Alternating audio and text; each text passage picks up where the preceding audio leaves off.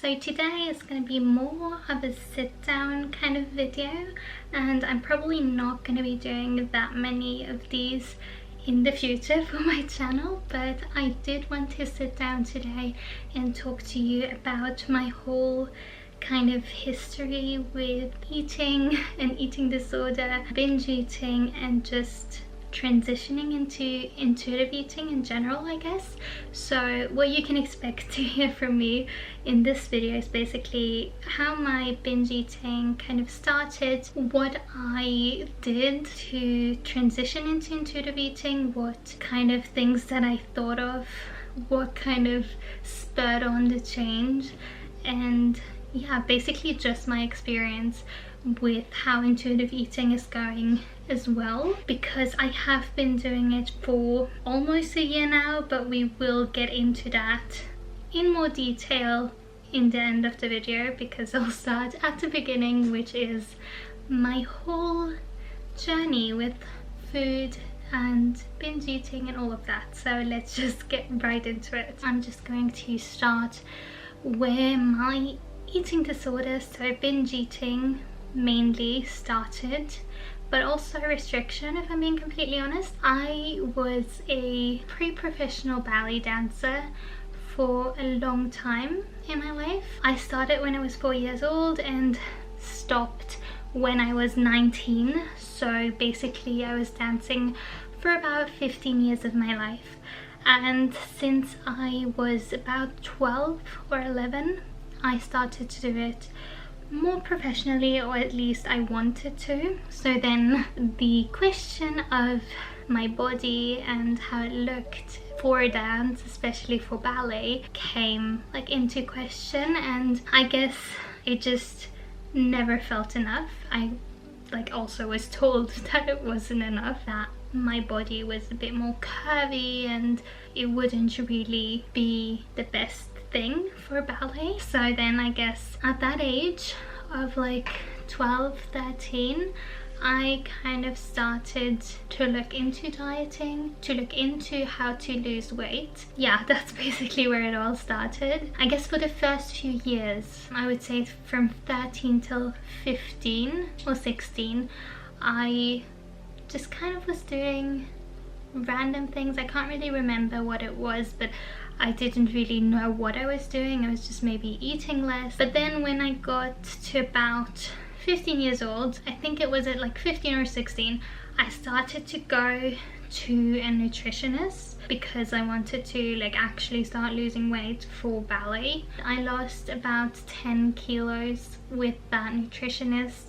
I was not eating a lot, considering that I was dancing for about 25 hours a week. It wasn't really enough food, and I do remember always being dizzy, and might have been because I did not eat enough. So yeah, but like that is when the binge eating started as well. Before I started going to that nutritionist, the binge eating started, and I didn't really know what it was. I just thought that I was eating a bit too much, and that I just liked food too much, and that I just couldn't control myself, so I had to go on a diet and just lose weight. And that's what I tried to do with that nutritionist, and she told me all kinds of things that I don't really agree with them now. If I look back on it, I don't know, she's just said a lot of things that were like that I could not eat any sweets at all, no sugar, and then like also carbs. Like I could eat them, but I couldn't eat them in the evening for dinner. So it was kind of, yeah, very restrictive. And thinking back on it now, I do realize how that could have led into a binge eating disorder, I guess, because yeah, it was kind of restrictive. Going off of that, I had lost weight when I was about like I said, 16, 17, and then I remember that I maintained it for almost like 2 years. So I lost those 10 kilos and I maintained it for a while. Yeah, I think I maintained it just because I was like exercising so much, like I was dancing so much, and yeah, it wasn't really that much of a problem for me to continue kind of doing the things that the nutritionist told me at the time. I do still realize that they were kind of restrictive, and I still had my binges there, 100%. I always just sometimes had those binges. Didn't gain weight though. Then in 2019, when I was 19 years old, by the end of the year, I had an operation on my foot, and then I stopped dancing. Then COVID hit and 2020 was here, and basically I was at home. I was still doing some other kinds of workouts which I just did from YouTube, because I never had done workouts before really. I was only dancing and didn't know anything else. I started doing YouTube workouts, but in the meantime I was still binging a lot. I think I kept up with the workouts and the nutrition for I think till the end of May of 2020. But then I started a part-time job in a supermarket, and I didn't have that much time anymore. I didn't really have that much exercise either. I still had my binges, but then yeah, I guess I gained weight. Then. I thought I would never gain that weight back. I thought that I would forever look the way that I looked when I lost that weight, which isn't realistic at all if you think about it, because we'll get back to that. Anyways, I gained weight, and I think all of my kind of motivation was out the window, because I had set such strict rules for myself, also in terms of my self-worth. If I wasn't a certain weight, I remember thinking that I will never be over 60 kilos anymore. I will never weigh more than that, and that was kind of my safe space, I guess. I was happy being under that, and as soon as I got over that number on the scale, everything felt unnecessary, I guess. I was like, oh no, I'm back where I started, and nothing is worth it anymore, because I'm back to where I didn't want to be, I guess. I was binging all the time. I was trying to restrict and lose weight at the same time too, but I continued to gain weight, and I went back to the same nutritionist again, which didn't really work out. I didn't really lose that much weight and gained it back again. I am talking a lot about weight right now, because that is literally all I was thinking about back then. That is all my life revolved around. If something was about food, it was about weight.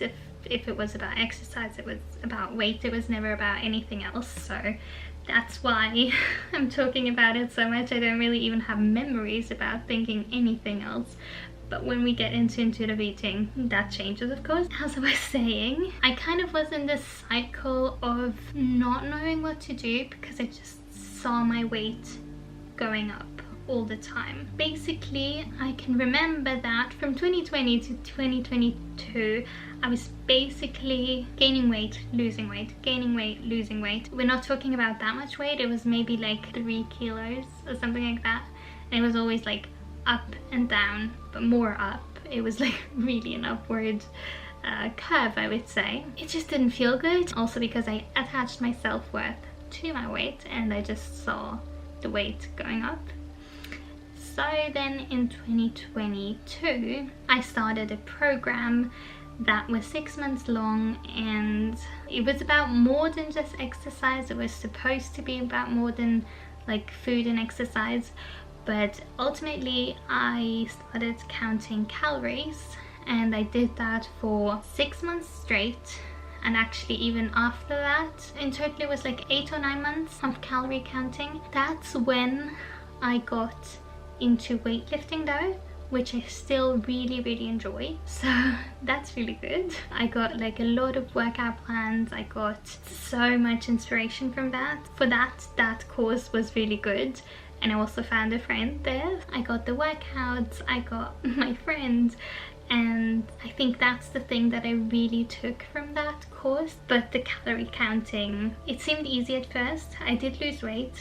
I lost 7 kilos with calorie counting, but then the summer holidays came and I started binging like crazy. I didn't binge for the whole 6 months that I was in the course. I binged in the beginning once, and then I didn't at all, and I was just counting calories the whole entire time. I logged every single thing that I ate. I couldn't even eat a piece of cheese or something without logging it, because I was like so obsessed with getting it right and losing weight with it. Yeah, I was working out at the same time as well, which that was actually pretty fun, but I still only did it to lose weight. In the summer of 2022, I was just binging all the time. I was at home for 2 weeks, binged the whole 2 weeks. I was on vacation and all the food was included, binged on the whole food. Yeah, and it didn't feel great. Then I got back from the vacation and I was like, no, I wanna get back on my calories. I wanna go into a calorie deficit and lose the weight that I know that I gained during the vacation because I ate so much. But that time it felt so hard. Like, counting the calories felt hard, being within my calories felt really hard, and I just could not keep within my calories that like was expected to lose weight. Basically, I just couldn't do it. I tried for like 1.5 months, the whole of September and half of October. I tried to count calories and be in a deficit. I couldn't do it. Like, I tried and I stayed the same weight. I tried and I always went over my calories, and I binged, and all of that happened all the time, which felt really frustrating because I was trying and it didn't do anything. And then October came, like 2 weeks before my birthday. I was just thinking to myself, I just saw myself as like 60 years old and still worrying about the way that I look, how much I weigh, and how much I eat, and how I hate myself for looking the way that I do, and still being so obsessed with looking perfect and not being able to enjoy life. And I was like, I don't want to be 60 years old. I don't want to be there and just focus on food all the time. I want to like live my life. I want to know that I have lived my life and not just thought about food all the time. By then I had heard about intuitive eating a lot of times. I had been looking into it and I wanted to do intuitive eating after I'd lost the weight. Basically, I was always like, yeah, once you've lost the weight you can do intuitive eating and live your life. But it kind of got pushed back more and more. So I was just like, if you don't do it now, you'll never get to a point where you can do intuitive eating, because it's never gonna happen. It's always gonna be, I gain weight and I lose weight, and the vacation comes up and I gain weight again, and then I try to lose it again, and I would just be continuously gaining and losing weight and being on a diet my whole life, and I didn't want that. So I was just like, I have to start it now.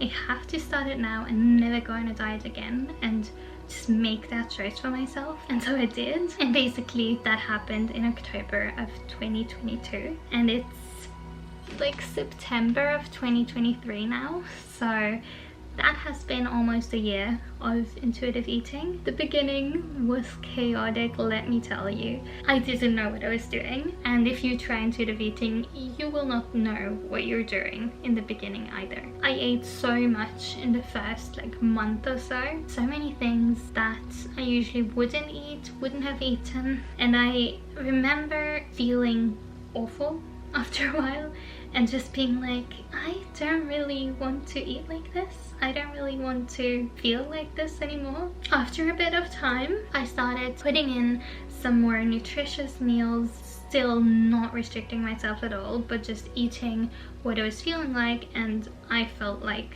more nutritious food at that time. So that's what I started eating. So then the new year started and I was still doing that. I was still just, oh, and by the way, I was still working out and everything because I really liked, and I still do, like weightlifting. So I was still doing that all the time, within reason of course, and I still kind of felt like I was overeating a lot of the times, and I still felt like it wasn't really that intuitive yet. And I know I just gave myself like 3 months at that point and I didn't really know what I was doing yet. I just felt kind of lost. I didn't know if I was doing it right or not. Also because I stopped weighing myself in October. I didn't weigh myself for like at least 6 months then.